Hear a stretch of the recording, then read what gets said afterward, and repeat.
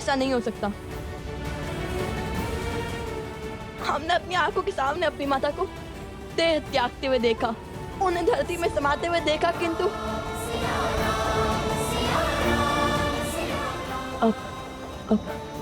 अब हम अपने पिता को जाने नहीं देंगे। हम उन्हें नहीं जाने देंगे। मेरे कुछ प्रश्नों के उत्तर देने होंगे तुम्हें। मैं सज्ज हूँ, आप कृपा करके शीघ्र पूछिए। पहले सिद्ध तो करो कि तुम हनुमान हो या नहीं। अर्थात? कहा ना कि एक बार मैं चला गया हूं हनुमान। वामन के भेष में स्वयं नारायण मेरे समक्ष आए थे। उसी प्रकार हनुमान के भेष में कोई और भी तो आ सकता है, और बिना परीक्षा लिए मैं प्रभु श्री राम और माता सीता की अमूल्य स्मृति चिन्ह का रहस्य कदापि नहीं बता सकता। मैं अभी आपको अपना हृदय फाड़कर दिखा सकता हूँ कि मेरे मन में केवल मेरे प्रभु श्री राम और माता सीता ही बसते हैं।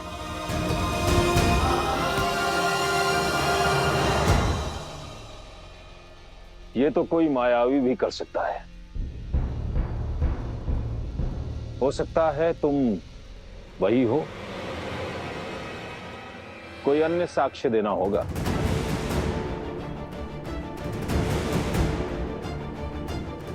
कैसे सिद्ध करूं? आपको मुद्रिका के विषय में कुछ ज्ञात है भी या नहीं? आप कहीं मेरा समय व्यर्थ तो नहीं कर रहे? समय तो व्यर्थ तुम कर रहे हो हनुमान, मेरे प्रश्नों का उत्तर ना देकर। पहले सिद्ध तो करो कि तुम हनुमान हो या नहीं।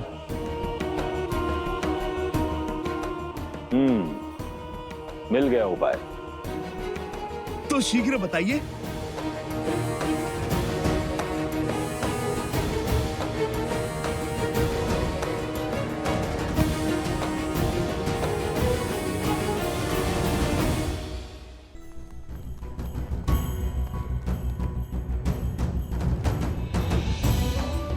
काकाश्री, क्या पिताश्री राजभवन में है? हमें पिताश्री से मिलना है। हमें अभी अभी ज्ञात हुआ है कि उन्होंने नहीं, हमें होने नहीं दे सकते। नहीं, ऐसा नहीं हो सकता।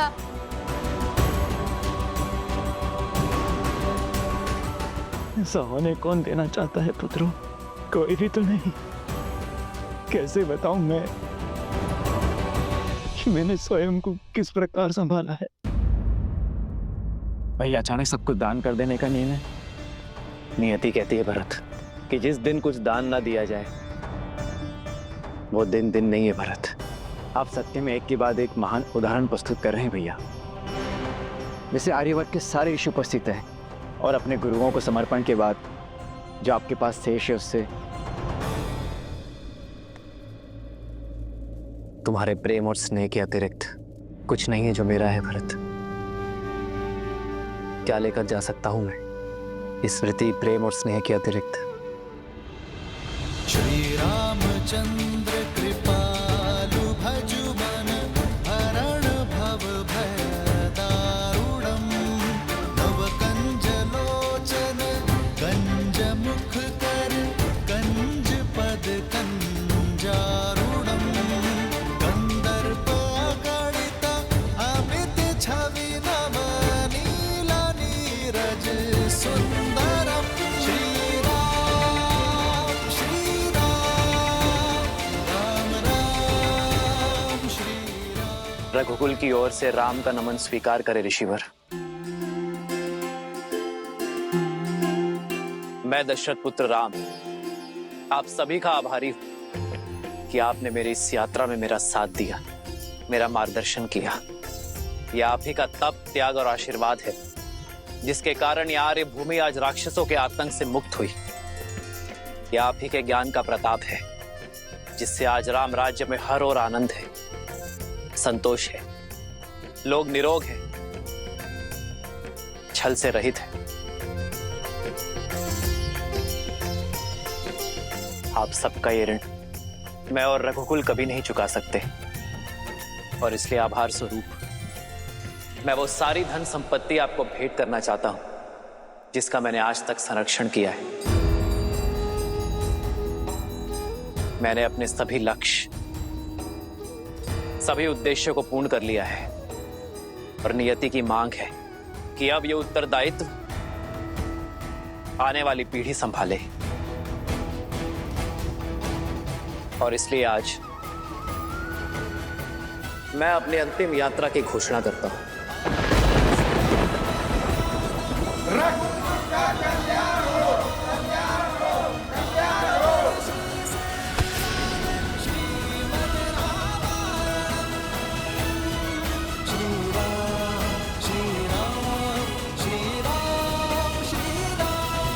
तुम दोनों उनके पुत्र हो, उनके अंश हो तुम दोनों। पर मैं उनसे जन्मा नहीं, किंतु फिर भी उनकी संतान ही हूं। भैया ने मुझे सदैव एक पिता के समान संभाला है और मैंने भी उन्हें एक अपने पिता महाराज दशरथ की भांति ही सम्मान दिया। उनका प्रेम इस सीमा तक है कि उन्होंने स्वयं मुझसे अपने आप से दूर कर दिया ताकि मुझे मन के कष्ट न सहने पड़े।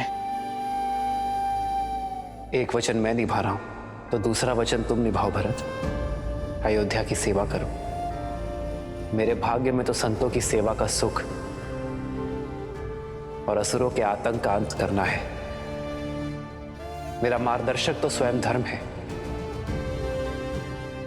और मैं उसी के दिखाए पथ पर चलूंगा। मैं आज भी उनकी आज्ञा के विरुद्ध नहीं जा सकता। वे शीघ्र अतिशीघ्र अपने राज्य के कार्यभार को शेष करना चाहते हैं और जब तक प्रभु श्री राम तुमसे मिलने के लिए नहीं कहेंगे तब तक तुम उनसे नहीं मिल सकते।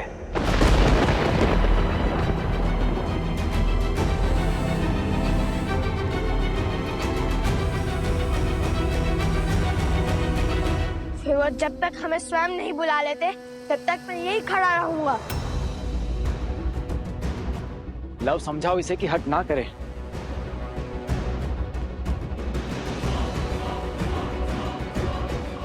मैं भी कुछ के साथ यही हूँ काकाश्री।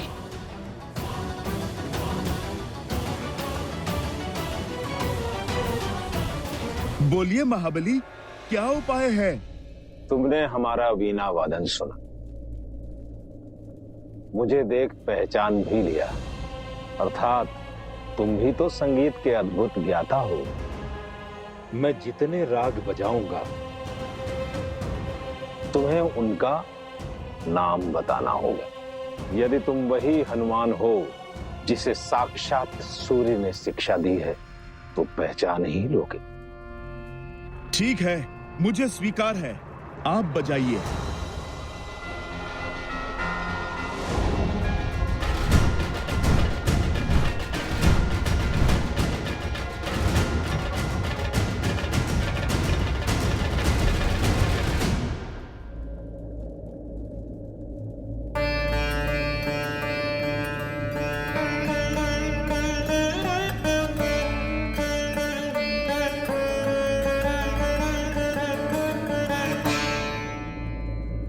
राग भैरव।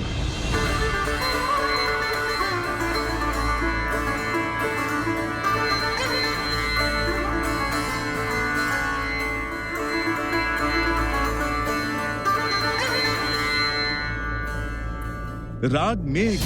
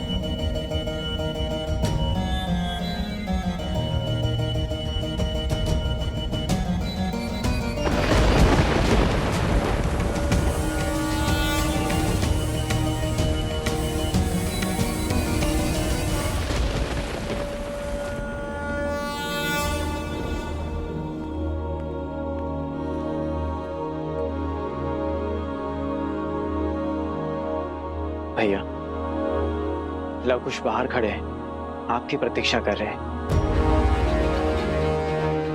अपनी हट पे अड़े हुए बालक, जब तक आप नहीं मिलेंगे तब तक वैसे ही तेज वर्षा में भूखे प्यासे खड़े रहेंगे।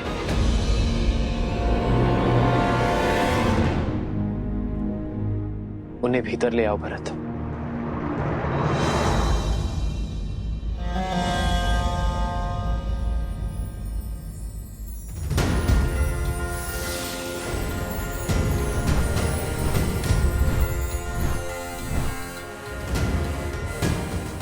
मैंने हर राग का नाम बता दिया।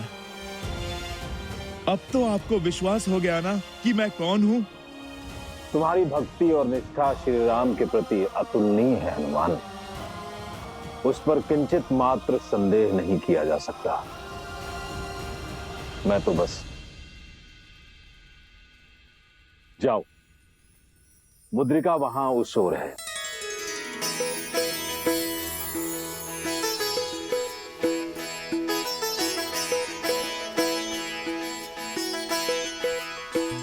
तुम्हें तो ब्रह्मदेव की आज्ञा भी नहीं रोक सकती हनुमान। तुम्हारे मन में केवल राम है हनुमान। आशा करता हूं कि श्री राम की यही भक्ति तुम्हें सत्य को समझने और स्वीकार करने का संबल दे, क्योंकि उनके जाने का समय हो गया।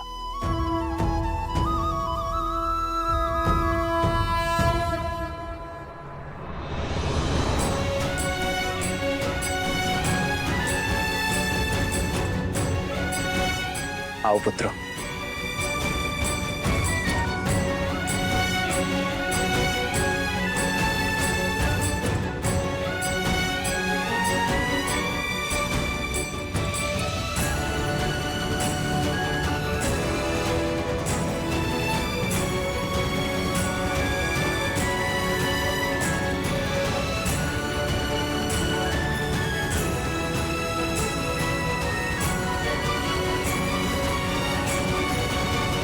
देवताओं के मार्ग में बाधा डालकर महाबली ने अपनी असुर प्रवृत्ति दिखाई दी।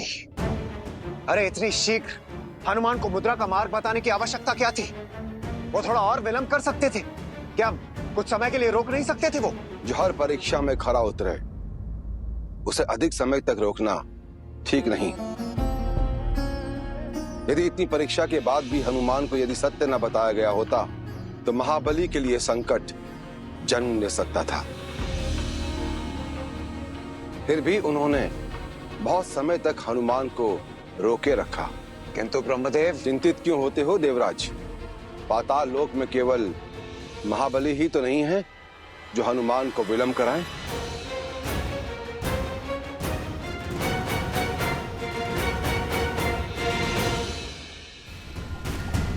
जय हनुमान ज्ञान गुण सागर, जय कपीस तिहु लोक उजागर, रामदूत अतुलित बल धामा, अंजनी पुत्र पवन सुत नामा, राम दुआरे तुम रखवारे, होत न आज्ञा बिनु पैसारे, रावण तेज संहारो आपै दीन लोक। जय सिया राम।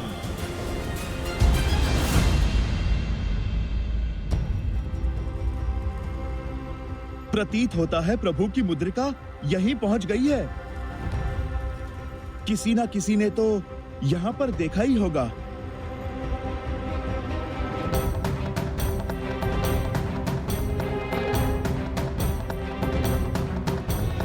नागदलपति, कोई आ रहा है। लगता है फिर से असुर आ रहे हैं, सावधान रहो। एक क्षण, ये तो वानर लग रहा है। मूर्ख मत बनो। कोई वानर यहाँ कैसे आएगा और क्यों? असुर बड़े मायावी होते हैं। अवश्य यह हमें भ्रम में डालने के लिए कोई वानर का रूप धरकर यहाँ पर आ रहा है।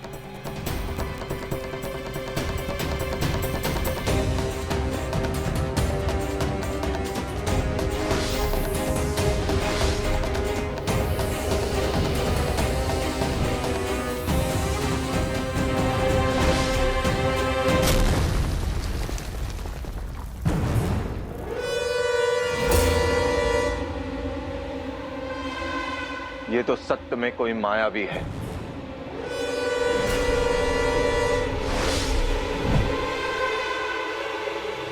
आक्रमण!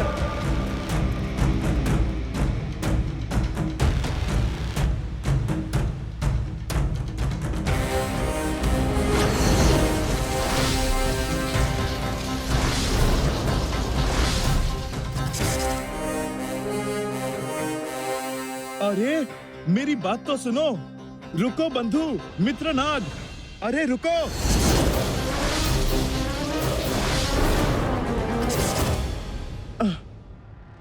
तुम तो समझ ही नहीं रहे। अरे रुको तो सही।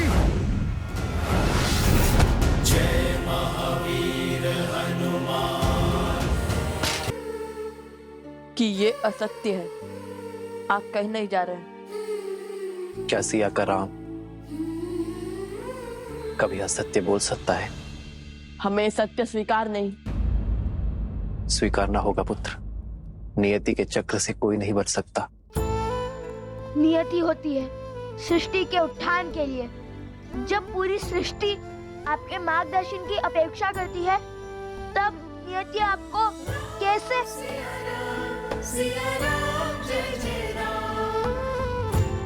हमने जीवन भर आपके वचन का पालन किया है, किंतु आज हम अपनी आत्मा की सुनेंगे, जो कहती है कि हम आपको नहीं जाने देंगे।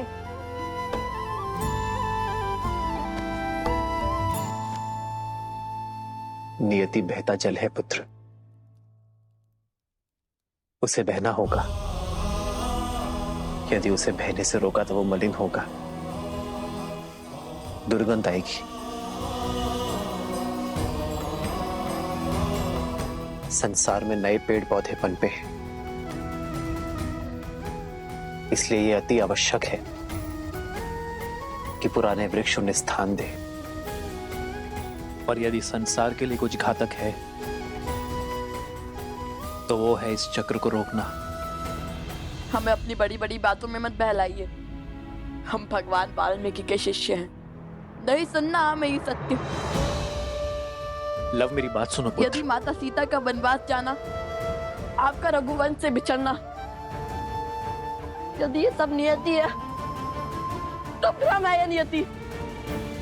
क्योंकि संसार के लिए व्यक्ति उसके लिए गए चयन से चलता है, नियति से नहीं। यदि हमारे पितामह और आपके पिता महाराज दशरथ का वचन निभाने के लिए आप वनवास न चुनते तो ये सब कभी ना होता। यदि हम अश्वमेध यज्ञ के अश्व को रोकने का चयन ना करते तो माता सीता और आपको पुनर्मिलन कभी ना होता। यदि अयोध्यावासी हमारी माता से अग्नि परीक्षा की मांग न करते तो माता हमारे बीच में होती। किंतु सबके चयन का ही तो है पिताश्री, और हमारा चयन ये है कि हम आपको कहीं नहीं जाने देंगे। हमने जीवन भर मर्यादा निभाई है। पहले अपनी माता की सिखाई रीति का पालन किया, फिर रघुकुल की रीति का, परंतु आज नहीं। हम जो कर सकते हैं हम करेंगे, किंतु आपको जाने नहीं देंगे। लवकुश,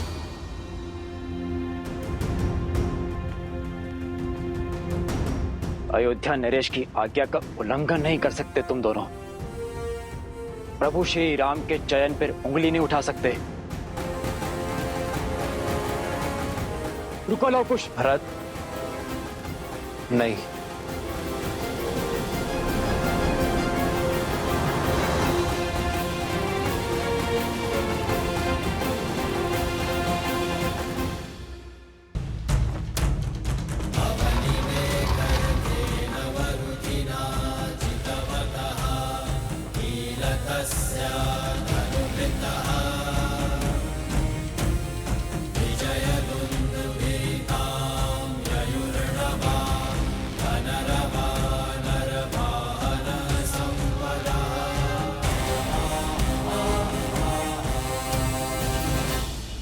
अरे नाग, तुम मुझ पर क्यों प्रहार कर रहे हो?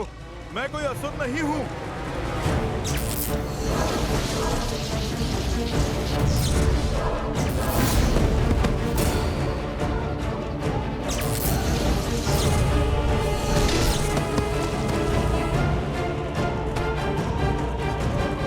अरे अरे रुको, मेरी बात तो सुनो। मैं प्रभु श्री राम का दास हनुमान हूं।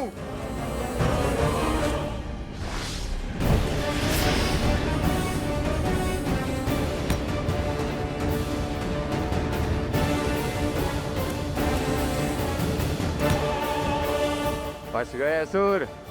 हम नागों को मूर्ख समझा है, नाग पास में फंसे हो। अब तुम्हें यहाँ से निकलने का अवसर नहीं मिलेगा असुर। अब तो सीमा पार कर दी तुम लोगों ने। मैं असुर नहीं हूं, वानर हूं, राम भक्त हनुमान। प्रयास मत करो असुर। इस पास में स्वयं महादेव के नाग, हमारे महाराज वासुकी की ऊर्जा है, तोड़ नहीं पाओगे इसे। देखो, मैं इस पाश को तोड़ सकता हूं। ना मैं यहाँ युद्ध करने आया हूं और ना महादेव के नाग वासुकी की शक्ति का अपमान करना चाहता हूं। मेरे पास समय बहुत कम है। कृपा करके मुझे बस इतना सा बता दो कि धरा से फिसलकर कोई स्वर्ण मुद्रिका यहाँ पर आई है। वो मेरे प्रभु की है। मुझे वो मुद्रिका मिल जाए, मैं शांति से लौट जाऊंगा। तुम्हें क्या हम मूर्ख दिखते हैं? धरती से एक मुद्रिका गिरकर पाताल लोक तक आ गई। अरे असत्य बोलना है तो ऐसा बोलो कि कम से कम हम उस पर विश्वास कर सके। अरे भाई, मैं सच कह रहा हूँ। सत्य हम जान चुके हैं असुर। चलो अब अपने वास्तविक रूप में आओ, या फिर इसी रूप में सड़ते रहो यहीं पर।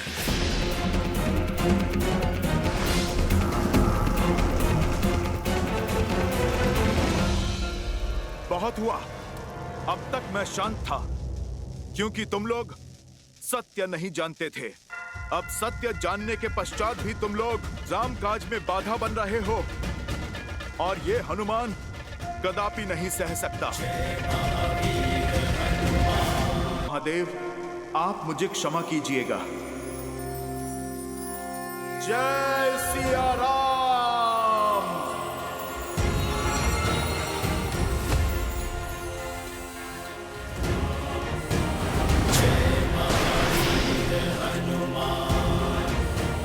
बहुत बातें कर ली, अब तो मुक्कालात हो जाए।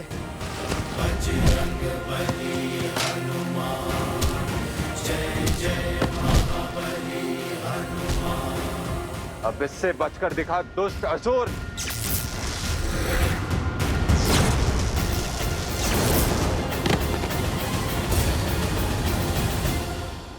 सभा में बिना अनुमति प्रवेश का दंड जानते हो सैनिक? एक वानर है जो स्वयं को हनुमान बताता है। वो कोई स्वर्ण मुद्रिका ढूंढ रहा है। बहुत मारा है उसने सैनिकों को। हो सकता है कि मुद्रिका की खोज में हनुमान यहाँ आए, किंतु महाबली उन्हें रोकने का प्रयास करेंगे, परंतु वो उनसे भी पार करके नागलोक में आ सकते हैं।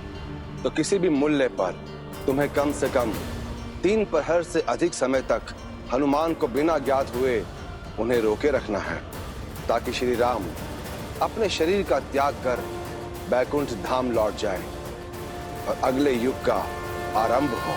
शिवांश है वो, उन्हें अकारण रोकना अत्यंत कठिन होगा। तुम्हें बस हनुमान के राम काज में विलंब डालना है और कारण अनेकों हैं।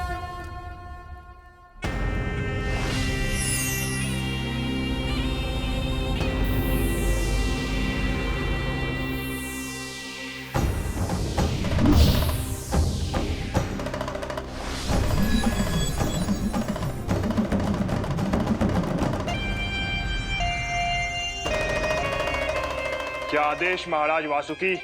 तुम्हें एक महत्वपूर्ण कार्य सौंप रहा हूं। हनुमान किसी कार्य से यहां आ गए हैं और उन्हें लगता है कि वो रामकाज, परंतु उनका यहां रामकाज में बाधा होगा। तुम्हें उन्हें आगे बढ़ने से रोकना होगा, कम से कम 3 पहर के लिए। भाग्यशाली हूं मैं जो प्रभु राम की लीला के अंतिम समय में उनका काज साधने का अवसर मिल रहा है। किंतु आप स्वयं क्यों नहीं जा रहे नागराज? क्योंकि यदि मैं गया तो मैं उनके सम्मोहन में आ जाऊंगा और फिर मैं भगवान महादेव का सेवक हूं। स्वयं महादेव के अंश के साथ लड़ नहीं सकता। तो आज्ञा दीजिए नागराज।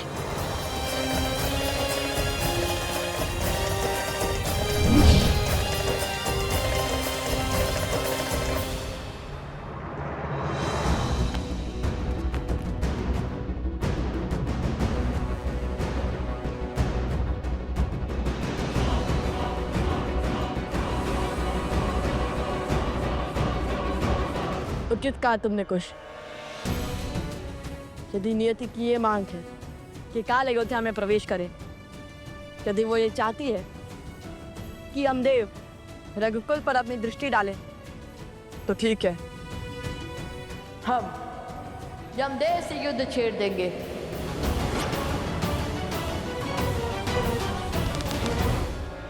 भैया, मुझे जाने दीजिए, मैं समझाता हूं उन्हें। वो कौशल राज का भविष्य है। ऐसे स्वच्छंद व्यवहार करके रघुकुल की रीत नहीं तोड़ सकते। उन्हें सीखना होगा कि अपनी भावनाओं पर नियंत्रण कैसे पाया जाए। एक दिन पूरा राज्य उनके हाथों में होगा।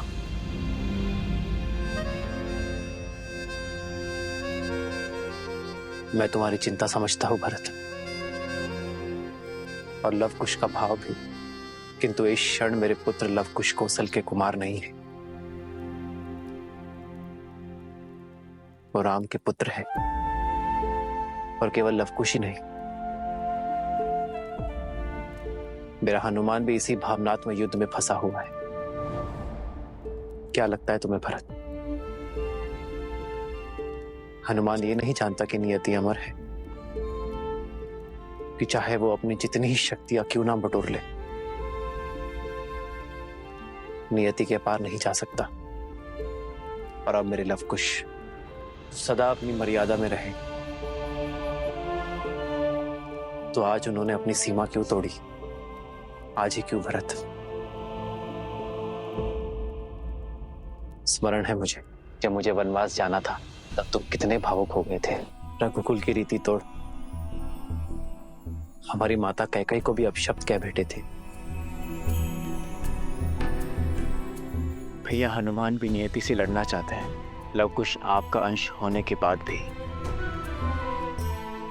हनुमान के महादेव का अंश होके भी नियति नहीं बदल सकते। नहीं भरत, न लवकुश, न हनुमान और न ही स्वयं में नियति को कोई नहीं बदल सकता।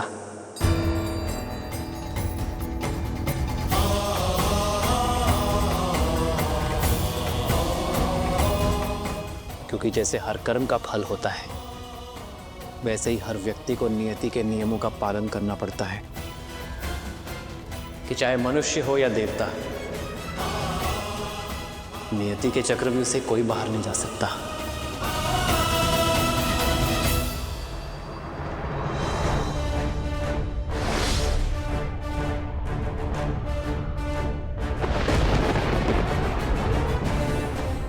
इस बाण का लक्ष्य स्वयं यमदेव।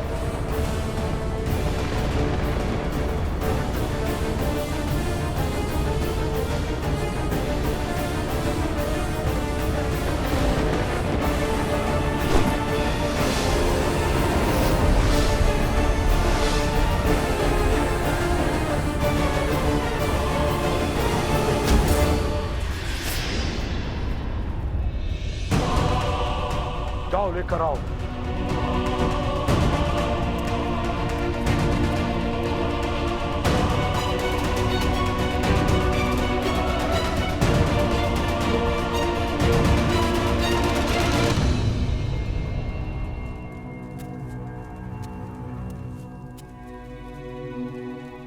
अयोध्या के आकाश में आपके पग क्या परछाई भी नहीं पड़नी चाहिए कालदेव,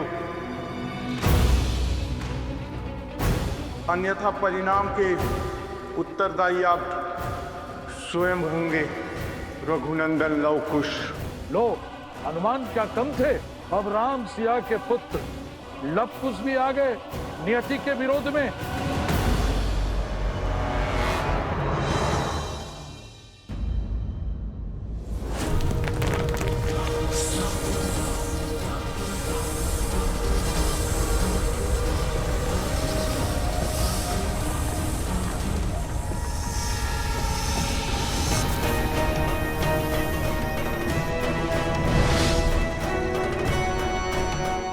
प्रणाम स्वीकार करें महाबली हनुमान।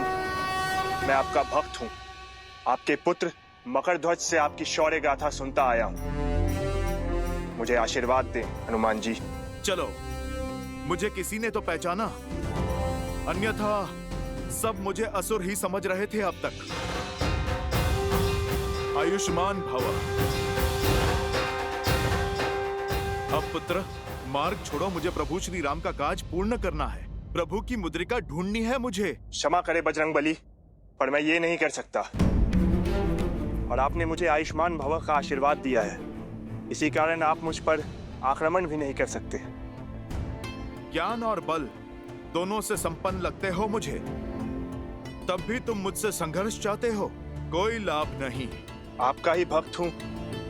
आप अपने स्वामी का काज नहीं छोड़ेंगे और मैं अपने स्वामी के आदेश से पीछे नहीं हटूंगा। लौट जाइए। और मैं केवल आगे बढ़ सकता हूँ, मैंने लौटने का विचार कभी नहीं किया। तो फिर मुझे आपको रोकना ही होगा।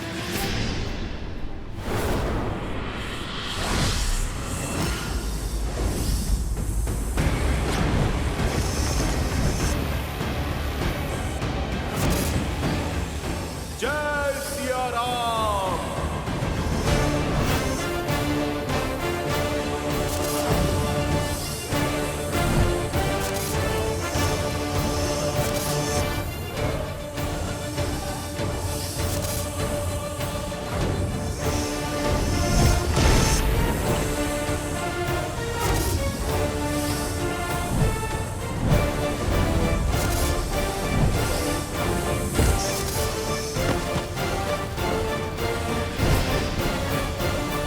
जय सिया राम।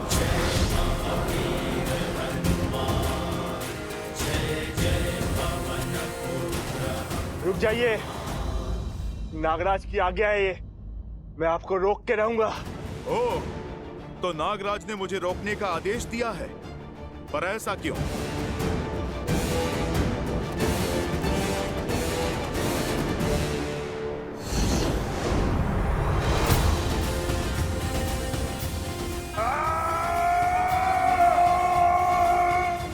मैंने आयुष्मान होने का आशीर्वाद दिया है, पीड़ा देने का नहीं।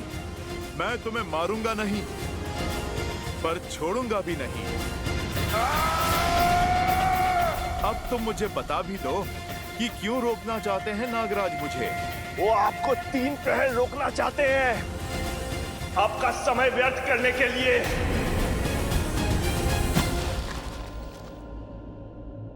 तो बाधा यहां पर नहीं, कहीं और है। प्रश्न मुद्रिका का नहीं, कुछ और है।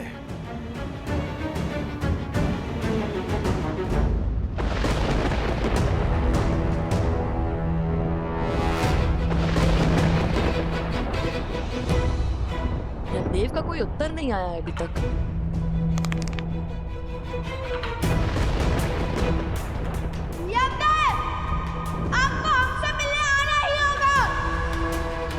यदि आप नहीं आएंगे तो आपको यहाँ बुलाने का एक मार्ग और है मेरे पास।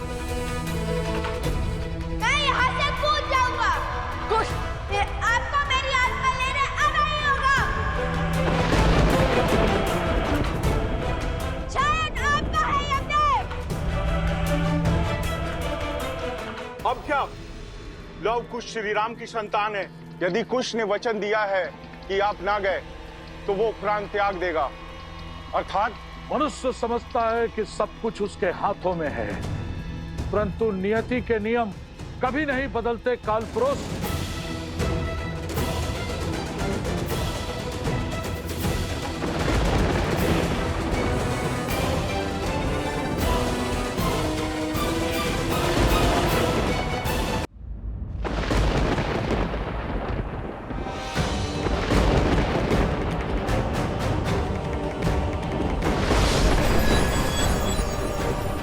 प्रणाम धर्मराज।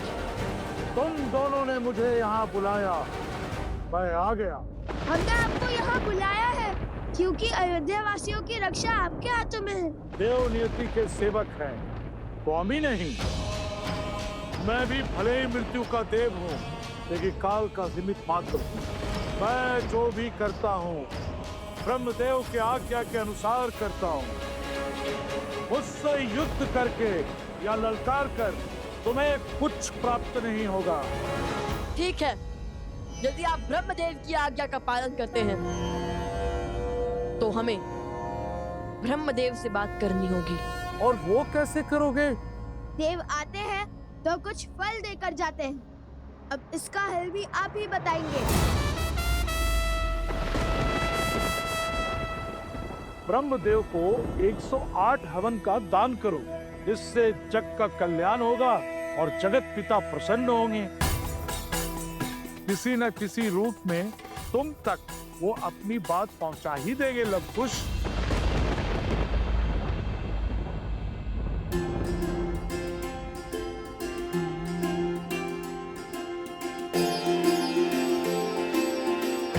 यदि हमने कोई उद्दंडता की हो तो क्षमा कर दीजिए। हमारा मार्गदर्शन करने के लिए धन्यवाद। रघुकुल की जय हो और श्री राम और उनके वंशजों की सदैव जय हो।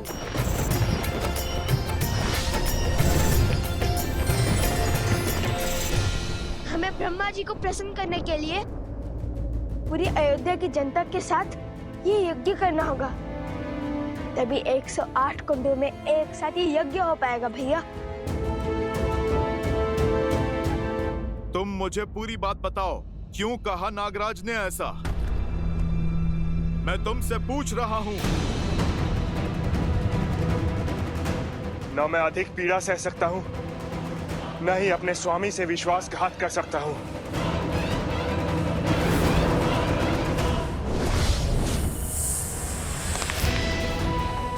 तुम्हारे पास मेरे प्रश्न का उत्तर नहीं है तो मेरे यहां रुकने का कोई कारण नहीं है। अब मुझे सब समझ आ रहा है। कोई योजना है, ये कोई षड्यंत्र है मेरे प्रभु श्री राम के पास से मुझे दूर करने का। मुझे प्रभु श्री राम के पास लौटना है। आप दोनों की भक्ति और तप बल को हम सब मानते हैं, पर श्री राम का निर्णय हमारी नियति है। भला हम उनके विरोध में कैसे जा सकते हैं? क्या ये धर्म होगा?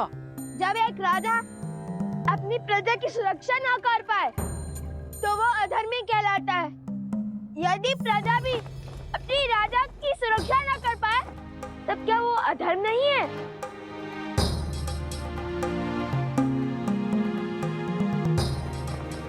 अयोध्यापति श्री राम का जन्म धर्म की रक्षा के लिए तो हुआ था, तो क्या आज इनका स्वयं हमसे दूर जाना क्या यह धर्म होगा?